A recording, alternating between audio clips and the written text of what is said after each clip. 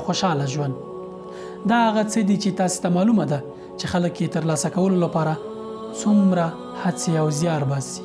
د راتب محمد النابلسی په نامه یو سوریایي عالم یوه ویډیو مې کتله چې په هغې کې ویلي وو اذا اردت ان تكون اسعد الناس فاسعد الاخرین.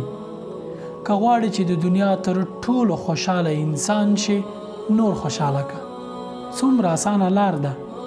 یو غریب ته په لار کې د 10 روپۍ په ورکولو، یوې زړې ښځې سره یا زوړ سړي سره د پیټي په لیږدولو کې، یو بل مسلمان ته د حسنه قرض په ورکولو کې، یا یو بل حسنه کار په ترسره کولو او د نورو په خوشحالولو کې تاسې په حقیقت کې خپله خوشحالي ترلاسه کوئ. همدا د خوشحالي ترلاسه کولو اسانه او ارزانه لار ده.